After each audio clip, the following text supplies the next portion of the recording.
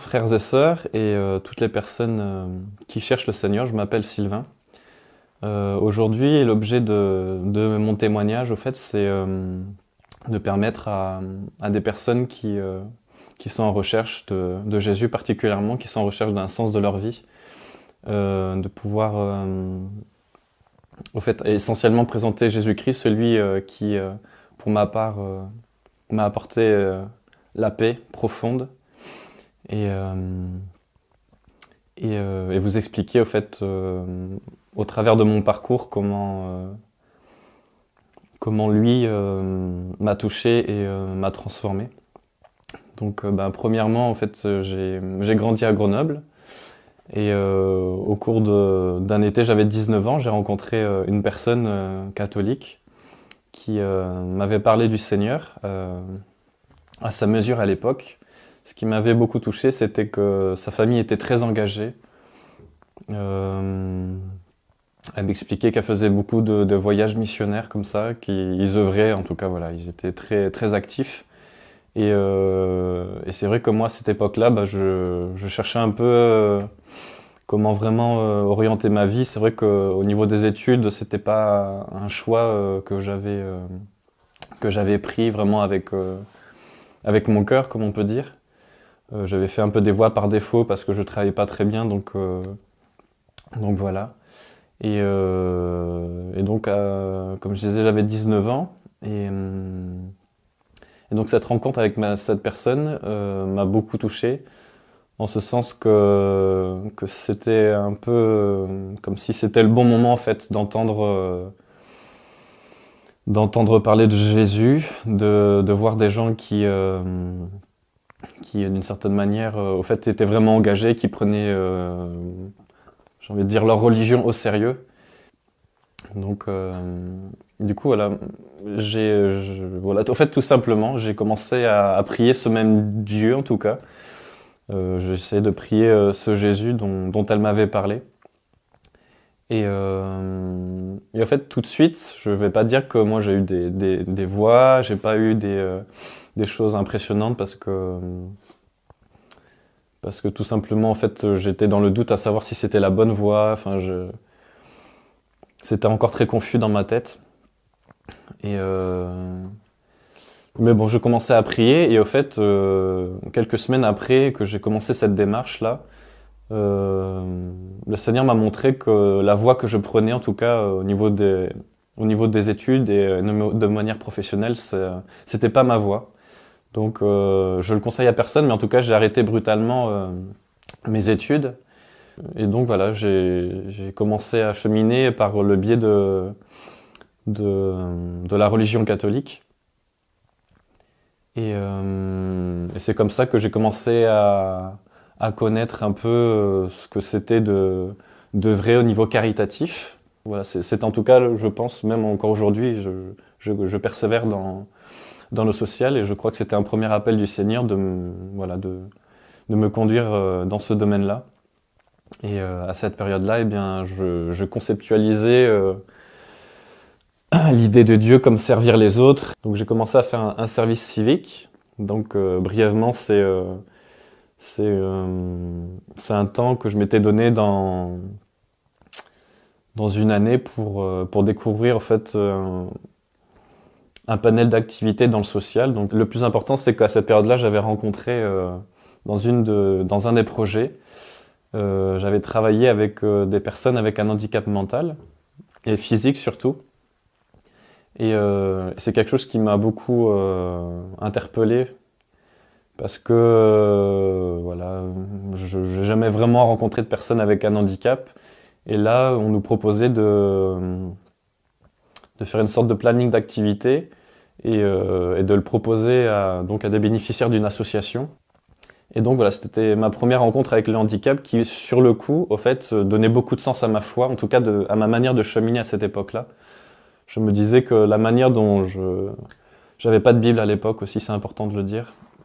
Au bout de 2 ans après j'appelle ça ma première conversion, ma première petite conversion, j'avais envie d'aller encore plus dans le vif du sujet de l'évangile, en fait. Et à cette époque-là, j'avais découvert des communautés de vie avec des personnes qui ont un handicap mental Et donc la plupart du temps, c'était des jeunes comme moi qui voulaient s'engager sur du plus ou moins long terme. Il y en a qui étaient là depuis très longtemps, il y en a même qui étaient consacrés. Un peu comme on peut trouver des personnes consacrées religieusement à telle congrégation et tout ça au travers de l'Église catholique. Et là, ils étaient consacrés à une œuvre, au fait, ascendance catholique, ces communautés-là. Et donc j'y ai passé entre ces 6 dernières années, j'ai dû y passer entre 3 ans et demi et 4 ans. Et je suis allé dans la région parisienne, je suis allé aussi dans une autre communauté en Angleterre, et dernièrement j'étais en Charente. Et donc voilà, enfin, brièvement pour résumer tout ça, c'est quelque chose qui m'a toujours porté en tout cas, d'avoir cette proximité avec les personnes fragiles. J'avais l'impression que c'était tellement, c'était des rencontres tellement fortes, tellement, j'ai envie de dire, un peu brutes, où on peut pas se cacher, on peut pas se dissimuler, on peut pas faire semblant parce que il s'agit de nouer une relation de confiance avec des personnes qui sont prêtes à l'offrir. Donc je parle encore des personnes qui ont un handicap, en tout cas celles que j'ai rencontrées. C'était des personnes qui étaient à cœur ouvert, comme on peut dire, et on peut pas tricher avec ça. Et c'est pour ça que c'était très cohérent avec ce Dieu que j'étais en train de rencontrer. Au fait, c'est ce Dieu-là. Ça sert à quoi de se cacher, quoi? On met n'importe quel habit, on met tous les chapeaux, on met tous les masques, ça sert à rien. Et devant ces personnes-là, en fait, ça me faisait écho. Et c'est vrai que ces communautés-là avaient pour philosophie, au fait, un peu ce style de leitmotiv, de découvrir Dieu à travers la personne pauvre et fragile, et voilà. Je dis pas que c'est pas le message de l'évangile, c'est un aspect. Et donc voilà, jusqu'à aujourd'hui, j'ai cheminé dans cette voie-là, et donc par le biais de la religion catholique. Et ce qui est important de dire, c'est que je cherchais toujours Jésus, c'est-à-dire je sentais pas que je ne comprenais pas comment il fallait se consacrer en fait. Je comprenais pas comment on pouvait se donner à Dieu totalement sans passer par le biais forcément d'une institution religieuse, enfin quoi que ce soit en fait que l'être humain a inventé en fait. Je voulais pas me consacrer au travers d'une œuvre, mais je me disais bon, aujourd'hui je suis là-dedans et comment je ferais autrement. Et donc il m'est venu à l'idée en fait bah voilà, en tant que catholique à l'époque, de me rapprocher de congrégations tout simplement que j'avais déjà commencé à côtoyer. Et j'en étais venu même à aller faire une démarche. Je ne l'avais pas fait, j'étais vraiment à deux doigts de le faire, merci Seigneur, de contacter une communauté religieuse qui est très connue, qui a encore ce message de vivre avec les pauvres, qui est très centré, qui est très sur un aspect de l'évangile encore une fois. Et avant de poser cet acte-là, en fait, j'avais présenté, je le dis comme ça, mais c'est comme si j'avais présenté mon cœur au Seigneur, à Jésus, pour lui dire vraiment, mais qu'est-ce que tu attends vraiment de moi? Quelle forme tu voudrais que ça prenne d'être consacré à toi? Là, j'en suis là et tout ça. Et donc, j'avais un peu présenté une prière comme ça au Seigneur. Je lui avais dit que j'étais comme une feuille vierge, une feuille blanche, et qu'il était l'écrivain, et donc qu'il écrivait ce qu'il voulait. Et donc voilà, en fait, il m'a répondu, je pense en partie, mais en tout cas de manière très forte, il m'a répondu, sans blaguer, il m'a répondu, je pense 48 heures après, si ce n'est moins. Si ce n'est moins. Et comment ça s'est passé? Au fait, après voilà, cette prière au Seigneur, je devais rendre visite à un ami qui était lui-même en train de cheminer. Je le connaissais depuis quelques années. On se suivait, voilà, parallèlement sur ce qu'on vivait chacun de notre côté. On s'était rencontrés dans ces communautés-là, et voilà, chacun suivait son petit bonhomme de chemin, comme on dit, et on expérimentait des choses à notre mesure dans différents aspects de ce qu'on pourrait appeler la spiritualité chrétienne, mais qui aujourd'hui, je le sais, n'est pas de Christ. Et donc j'ai retrouvé cet ami qui m'avait dit que voilà, il était suite à ses propres expériences, lui-même prenait une sorte de temps de recul dans un lieu en Charente, une maison qui était disposée par des frères et sœurs, voilà, qui permet voilà, justement à des frères et sœurs de venir se reposer, méditer sur la parole en dehors de leur cadre de travail. C'est un lieu aussi de transition avec des gens qui sont en recherche diverses et variées et dans des besoins particuliers aussi des fois. Et donc je suis allé rendre visite à mon ami dans ce lieu-là. Et j'ai rencontré donc ces frères et sœurs dont il m'avait un peu parlé.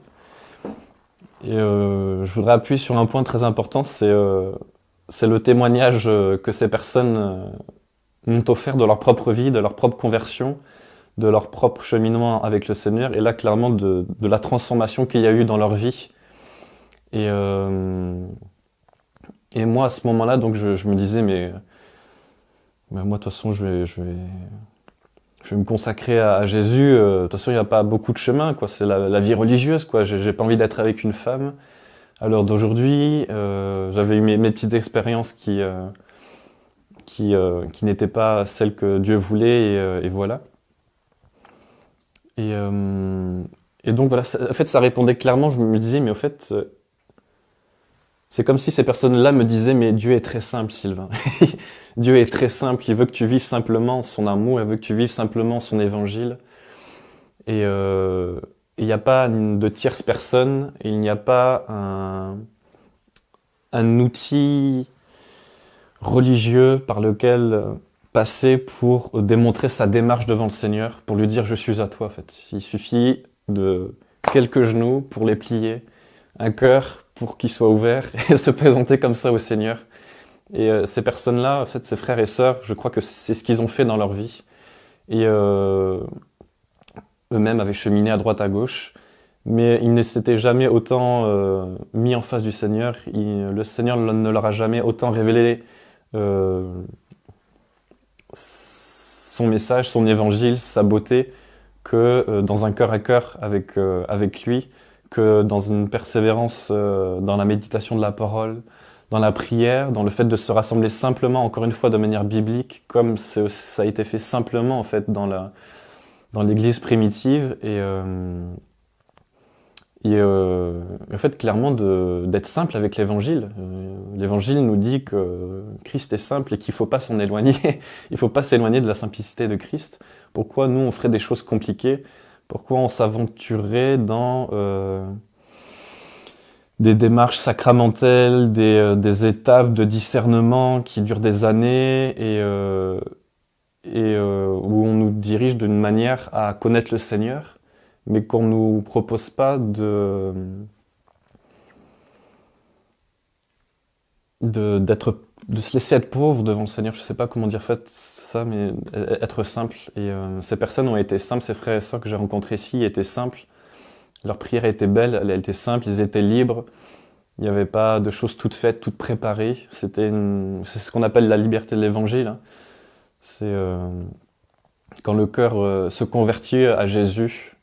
Et ça, c'est une rencontre. Personne ne peut imposer à une autre personne de rencontrer Jésus. Personne ne peut imposer une conversion. Personne ne peut forcer un cœur à s'ouvrir à Jésus. Donc j'étais bouleversé par leur témoignage de vie très simple, et notamment du fait que une famille, je ne vais pas dire entière, mais plusieurs membres d'une famille étaient touchés par le message, et c'était d'autant plus touchant que chacun avait vécu quelque chose de très personnel avec le Seigneur. Ça n'avait rien à voir avec suivre quelqu'un d'un membre de ma famille pour faire pareil, parce que sinon je me sentirais pas à l'aise. Non, c'était vraiment une rencontre personnelle, et je me suis dit qu'au fond de mon cœur, j'aimerais que Dieu soit aussi puissant aussi dans ma vie, dans ma famille, et que je veux connaître ce Jésus-là. Ce Jésus qu'on m'a présenté de rencontrer, mais pas qu'on m'a dit il est comme ça en fait. On m'a pas présenté un Jésus qui est comme ça, et donc il faut se positionner de telle manière, il faut faire ci, il faut faire ça. Ça va prendre tant de temps, non, c'était comme si quelqu'un me poussait à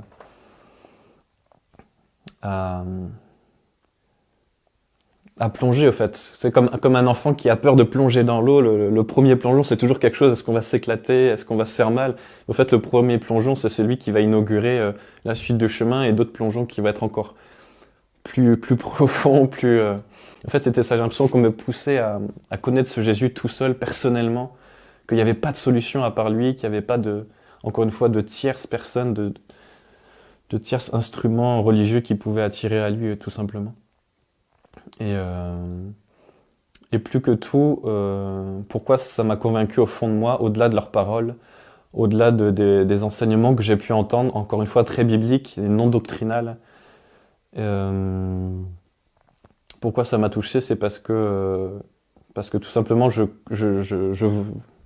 connaissais que Jésus était derrière leurs mots, il était derrière leur intention, il était derrière leur transformation de vie où il ne cherchait pas à convaincre, à le montrer à qui que ce soit. C'était d'une simplicité. Il n'y a que Jésus qui le propose, ça. Il n'y a pas d'exercice corporel, méditatif à faire. Il n'y a pas d'incantation à faire. Dans une relation humaine, on nous demande d'être humain. Devant Dieu, on nous demande d'être nous-mêmes, encore une fois. Et il n'y a pas de clownerie à faire. Il n'y a pas de jeu à jouer. Il n'y a pas de... Voilà. Et donc, ces personnes ont aussi prié pour moi. Et elles ont intercédé pour moi. Elles n'ont rien fait à la place du Seigneur. Elles ont fait au nom du Seigneur et avec son amour. Ça, j'en suis persuadé. Et au sortir de ces rencontres, en fait, sur l'espace d'un week-end, eh bien, je suis rentré avec un désir de connaître Jésus. Et en fait, à la fois comme si j'étais comblé déjà. C'est comme si, voilà, encore une fois, on rencontre une personne. Je vais apparenter ça à une relation amoureuse. On rencontre une personne, on commence à avoir des sentiments et tout ça. On connaît pas l'histoire de sa vie. Mais là, aujourd'hui, on la rencontre. On commence à avoir une affinité, des échanges, des confidences de plus en plus sincères et tout ça. Et Jésus, Dieu, ça commence comme ça. Il va pas te raconter tout ce qu'il a fait. Mais au contraire, il te montre l'aspect de ta vie. Et encore une fois, il déchire les voiles, il te montre là où il a été depuis le commencement dans ta vie, au fait, et que partout où on le cherchait, partout en tout cas moi où je le cherchais, je savais que, aujourd'hui en tout cas, je comprends qu'il était là et que c'était pas en vain que l'être humain se pose des questions sur le sens de sa vie, sur le service aux autres, en fait, sur l'infini, sur l'éternité, sur l'accomplissement de la personne humaine. Qu'est-ce que c'est d'être une personne bien? Qu'est-ce que c'est d'être bien dans son corps, bien dans sa tête? Et au fait, on se rend compte, mais les psychologues le disent, que tant qu'on n'est pas heureux dans nos relations, on a beau travailler sur soi, tant que ton entourage, t'es pas heureux avec eux, tant que il n'y a pas de vérité, tant qu'on n'a pas résolu la méchanceté, tant qu'on n'a pas résolu les ténèbres de nos cœurs, c'est pas possible de connaître la paix, en fait. On peut faire un travail sur soi et tout ça, mais c'est pas... Non, moi j'ai besoin de puissance, et l'être humain n'a pas cette puissance. Et cette puissance, c'est de regarder de manière paisible, par exemple, ma vie, les situations, les expériences de ma vie et les relations, et de me dire que oui, j'ai pas la solution, j'ai pas la science infuse, mais je connais quelqu'un qui, je le crois, toute personne attire à ça. C'est une relation où on a besoin que quelqu'un nous extirpe de là où on en est, en fait. On a envie de sortir de la situation, on sait qu'on n'en a pas les moyens, et on va occulter ça, même des fois. On va fuir, je parle de manière un peu générale, mais au fond de mon être, je sais qu'aujourd'hui, ce que l'être humain a besoin, c'est d'une autre personne. C'est d'une relation où celui qui est en face de nous, il est saint, donc il nous attire à sa sainteté, à nous purifier, en fait. Et en fait, d'une personne qui est parfaite aussi. Je crois qu'on a besoin de quelqu'un qui est parfait, qui est saint, et souvent, quand on chemine, on est attiré par des personnes un peu charismatiques, qui ont un message fort, qui ont une présence, qui ont œuvré dans tel truc, et ça nous attire, ça donne quelque chose, un peu une matière, un peu, ah tiens, c'est un peu ce qui correspond un peu à ma démarche actuelle et tout ça. Et personnellement, c'est ce que j'ai fait pendant 6 ans au travers de ces communautés. Et encore une fois, je mettais le nom de Dieu là-dedans, alors qu'en fait, je le déshonorais dans mon style de vie, mais je croyais l'honorer dans ma manière de faire les choses pour lui. Et même dans ma manière de me présenter aux autres, comme si voilà, je savais que j'étais droit, et ça, si je le fais et que c'est une belle œuvre, alors c'est bon, quoi. Je suis dans la vérité, il y a pas de problème, et c'est pas grave, je suis dans le péché, quoi. Dieu comprend. Et mais Jésus nous attire avant même de poser des actes dans nos vies, avant même de comprendre qu'on peut servir les autres, même s'il nous permet de passer par ces expériences-là, en fait. Il nous propose de prendre du repos avec lui, de nous retirer le joug qu'on a eu dans ce monde et de prendre le sien, d'enlever le fardeau dont on n'arrive pas à trouver le sens et d'où il vient et tout ça, toutes ces questions existentielles. Et il nous propose un autre fardeau où, au fait, cet autre fardeau, en fait, c'est son œuvre qu'il veut faire dans notre vie, tout simplement. C'est ce qui va pointer du doigt là où il nous appelle, que c'est l'appel qu'il a sur nous, et c'est pas moi j'ai un appel et je vais essayer de le formuler de telle manière par rapport à ma manière de cheminer selon comment je vois le Seigneur. Donc voilà. Donc Jésus a un appel pour toi et pour moi, il s'agit de lui laisser toute la place, au fait, de pas essayer d'interpréter ni les choses qu'il t'a montrées, pas interpréter sa parole, de pas la prendre comme quelque chose d'acquis, et, et de simplement, encore une fois, de garder ce désir de le connaître, qui nous parle, comme dans une relation, en fait, on veut mieux connaître l'autre, on s'assoit pas sur ce qu'on connaît de lui, un peu sur ses goûts, sur ses machins, non, on veut connaître l'histoire de sa vie, on veut savoir ce qu'il a vécu, à quoi il a... Et le Seigneur, moi, quand je lisais la Bible, en tout cas, quand j'ai commencé à lire la Bible, je découvrais que ce Dieu des faits qui sont relatés dans la Bible, en fait, ça me touchait personnellement parce qu'au fait, quand bien même ce sont des faits qui sont relatés dans la Bible au travers de contextes, de générations, de cultures différentes, ça n'empêche que les personnes dont il est question dans la Bible, en fait, on relate des faits humains, on relate des faits de société, j'ai envie de dire, qui sont schématiquement ce qu'on vit aujourd'hui, avec une autre ampleur, avec d'autres conséquences, avec d'autres enjeux qui ont des conséquences qui sont de plus en plus urgentes, au fait, aujourd'hui. J'ai envie d'expliquer, par exemple, les relations humaines qui sont complètement décharnées, les relations de couple, pour ne dire que ça, et donc la conséquence dans la vie familiale. Et on se rend compte que par exemple, les récits dont il est question dans la Bible, au fait, c'est des personnes qui vivaient des difficultés, au fait, qui étaient assiégées par des ennemis, qui avaient des conflits familiaux, qui cherchaient Dieu aussi. Donc, en fait, ça parle clairement à chaque être humain aujourd'hui, et schématiquement, on vit les mêmes choses, et c'est toujours le même Dieu qui veut se révéler. C'est toujours le même Dieu qui agit avec puissance. C'est toujours le même Dieu qui permet que la guérison intérieure se fasse au point de vue de l'âme, du corps, et que ça, c'est son action, certes, mais que Dieu a un désir, c'est que nous l'aimions. C'est qu'on se rapproche de lui. C'est qu'on revienne, comme disait souvent Jésus, au commencement, en fait. C'est qu'on revienne dans cette pureté. Et pour revenir à cette pureté, c'est pas par le biais de choses qu'on fait pour Dieu, c'est pas par le biais de rituels, c'est pas j'amène ça à Dieu, il vient le chercher. J'amène ça à Dieu, je viens chercher, donc je fais ça pour Dieu. Donc, et à aucun moment, il y a une vraie relation, un cœur à cœur, en fait. J'ai envie de dire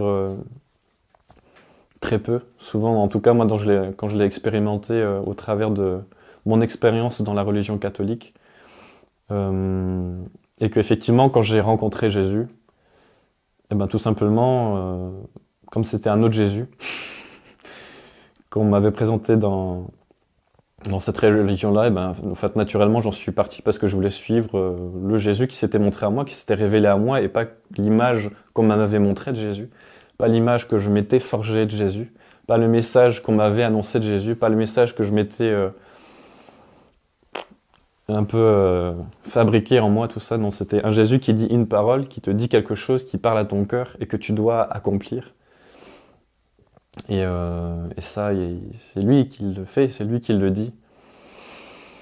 Donc En tout cas jusqu'à aujourd'hui encore pardon.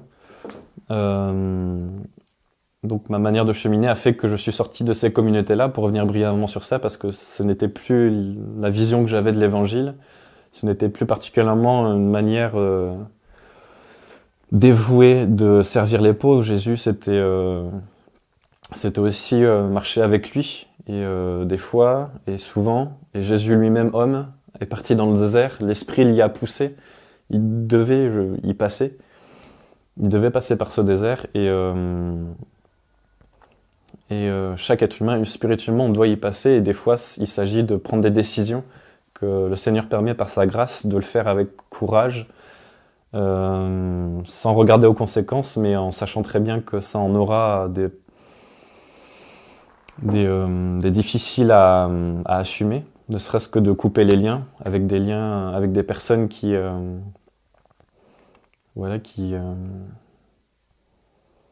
que je pouvais assimiler à des compagnons de route dans la foi, en fait, mais étant donné qu'on suit pas le même Jésus, c'est pas conciliable, en fait.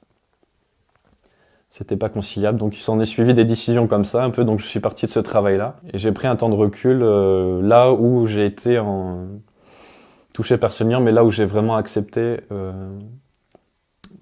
toute sa parole et les conséquences que ça allait avoir, en fait, dans ma vie.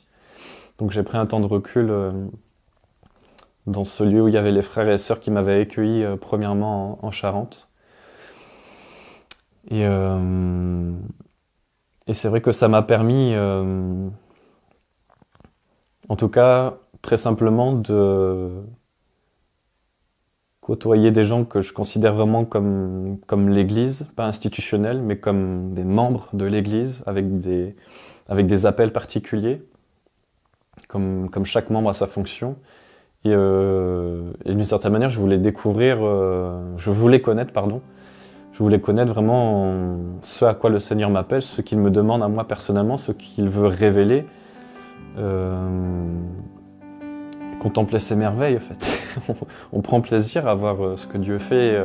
Quand on voit des conversions, je sais pas, quand on voit des gens qui confessent librement parce qu'ils savent que, encore une fois, on est convaincu, j'ai envie de dire du péché, mais de la méchanceté en nous-mêmes, et qu'elle est là, et comment on y trouve la solution puisqu'on a grandi avec. Et qu'il n'y a que le Seigneur qui touche ces personnes, qui les convainc, qui la confesse devant des gens qui connaissent même pas. Et voilà, pour citer des aspects qui m'ont beaucoup touché, en tout cas, quand j'ai rencontré ces frères et sœurs-là. Et donc c'était important à ce moment-là de me rapprocher de l'Église, en fait, de frères et de sœurs qui marchaient dans la droiture de l'Évangile, de prendre du temps avec eux, d'être enseignés. C'est bien que Jésus fasse des choses pour nous, qu'on donne sa vie. C'est biblique d'avoir besoin d'être édifié. C'est pour ça qu'il y a des enseignants, des prophètes, pour que tous les saints soient édifiés, et que lui-même, chaque saint puisse, dans son ministère, dans son appel, puisse porter des fruits, et ainsi de suite. Et après, voilà. En tout cas, voilà, quand j'ai arrêté ce travail dans les communautés, je suis venu me recueillir dans ce lieu auprès des frères et sœurs. Et comme je le disais, au fait, c'était nécessaire dans ma manière de cheminer, d'être fortifié par des personnes qui marchent avec le Seigneur avec sincérité, qui lui sont agréables, je le vois aujourd'hui, qui œuvrent avec simplicité. Et donc c'était aussi important, donc à un moment donné de retrouver, en fait, de persévérer dans ma voie professionnelle. Et je pense que c'est aussi un appel du Seigneur de demeurer dans le social. Et j'ai gardé cette proximité, donc à la fois en allant travailler, par exemple, avec des enfants, là, cette fois-ci. À l'époque, c'était avec des adultes. Là, j'ai pu travailler avec des enfants qui ont des soucis dans leur famille, qui ont un handicap qu'on peut dire à la fois social et mental. Et encore une fois, Dieu m'a convaincu que c'était à ce niveau-là qu'il voulait que moi je œuvre, qu'il voulait se glorifier, en tout cas, voilà, au travers de ça. Et donc c'était aussi un moyen de pouvoir apporter ça aussi aux frères et aux sœurs, mon expérience en tout cas dans le social, ce que ça m'a apporté aujourd'hui et de quelle manière Dieu est en train de voilà, faire, en train de former son nouveau-né que j'étais pour son église tout simplement. Donc mon désir c'est en tout cas de lui être vraiment disposé, en tout cas en continuant à l'aimer, c'est le premier commandement, hein, voilà, c'est ce qu'il nous demande, c'est de l'aimer, c'est de continuer à le craindre, d'attendre de lui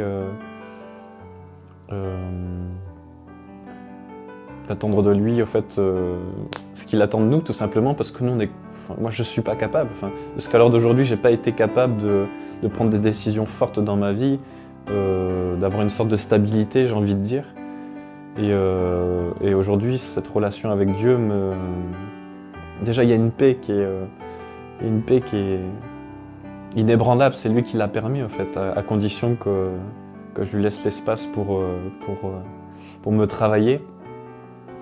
Et en tout cas, voilà, ce que je peux dire, c'est que l'un des fruits, c'est que, en tout cas, j'étais parti à un moment donné de ma famille il y a quelques années, quand je me disais soi-disant chrétien et tout ça, et je voulais œuvrer. Et au fait, pour passer un peu les détails, mais d'une certaine manière, je pense que je voulais fuir un peu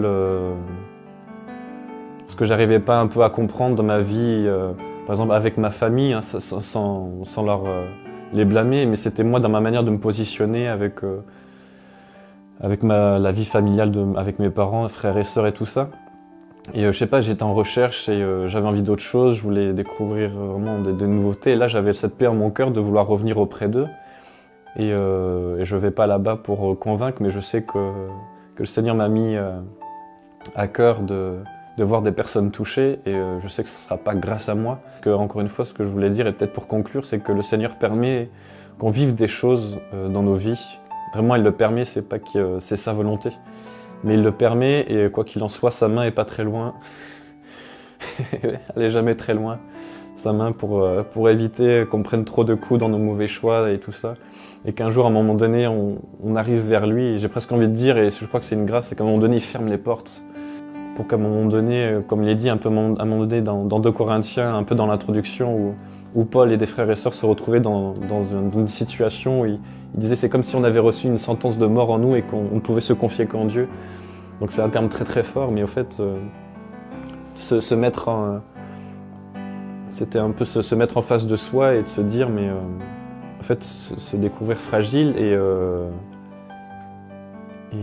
en fait toujours un peu comme un enfant, en fait, qu'on a toujours besoin d'être guidé, et qu'à un moment donné dans notre vie, c'est plus tant la fonction de nos parents de nous guider, mais à un moment donné c'est de se tenir devant le Seigneur, et on peut le faire en tant qu'enfant bien sûr, et de tout lui confier en fait, comme un papa, comme un pédagogue, comme un éducateur, il sait tout, il pense tout, il fait tout parfaitement. Donc aujourd'hui, donc je suis retourné auprès de ma famille, j'essaye de témoigner comme je peux. Moi j'ai pas la science infuse, hein, je vais pas leur apporter des enseignements comme ça. Encore une fois, ce qui importe, c'est au travers du témoignage, c'est de porter du fruit auprès d'eux. C'est qu'ils constatent que c'est pas tant ma recherche personnelle, que c'est pas tant je sais pas, une prise de conscience, mais que vraiment quelqu'un agit en moi, et que cette personne c'est la vie, cette personne c'est Jésus qui nous a qui a rendu sa vie accessible à nous en fait, cette perfection, cette sainteté, ce désir d'être guéri, ce désir d'être, je sais pas, une paix qu'on a envie de donner aux autres en fait, c'est ça. Je pense que Dieu donne l'amour, nous donne l'amour qu'on a tout de suite envie de donner, il donne la paix qu'on a tout de suite envie de donner, et ça humainement c'est pas accessible. Et c'est vraiment un père qui a toujours désiré nous montrer l'exemple de ce que c'est être au fait humain et d'être son enfant. Et j'ai à cœur en tout cas d'encourager toutes les personnes qui aiment Jésus à se confier à Dieu comme leur papa, en fait, comme un enfant qui a envie de se blottir dans les bras de ses parents, et qui ne cherche pas particulièrement les réponses à ces questions, mais qui veut une présence, une relation qui dépasse tout et qui console tout, et en fait qui est la réponse. Cette relation est la réponse à toutes nos questions. Et à ceux qui ne connaissent pas vraiment Jésus, au fait, de ne pas t'en chercher au travers, en tout cas d'être libre dans sa démarche, d'être sincère, d'être droit. Mais quoi qu'il en soit, c'est de chercher Jésus, et de chercher Jésus là où il est. Et là où il est, c'est partout. Mais c'est pas dans ce que les hommes déclarent être pour eux leur représentation de l'Église, leur représentation de Dieu. Il est ici, il est là. Non. Jésus, il est proche de toi. Jésus, il est proche de toi, et on n'a pas besoin d'une tierce personne pour avoir accès à Dieu qui lui-même est descendu pour nous. Enfin, c'est invraisemblable, quoi. Quand on a une relation avec une personne humaine, on est là en face à deux, et pourquoi ça serait plus compliqué avec Dieu, qui a tout fait, qui peut tout, qui sonde tout. Il est encore plus simple que nous. Il est glorieux, il est grand, et en fait il est encore plus simple que nous. Donc persévère, en tout cas dans ta démarche où tu es aujourd'hui, persévère juste simplement dans ta démarche, dans ta prière. Je ne sais pas quelle forme elle a, mais en tout cas moi je te dis que dans ta prière, prononce le nom de Jésus. Prononce le nom de celui qui est Dieu. Et Dieu est droit et fidèle et véritable, et il répondra. Parce qu'il sait de quoi on a besoin, il sait de quoi nous sommes faits, il sait que nous sommes poussière, et son désir c'est que nous soyons, que nous revenions dans sa gloire. En tout cas voilà, j'espère que ça encourage ceux qui ont pu écouter ce message. Et ma prière d'avance pour vous, c'est que Dieu étende sa main sur vous, que vous contemplez cela, que vous allez courir à l'ombre de ses ailes, et que vous cherchiez à vous blottir la tête contre sa poitrine, et tout simplement chercher la présence de Dieu en Jésus. Amen.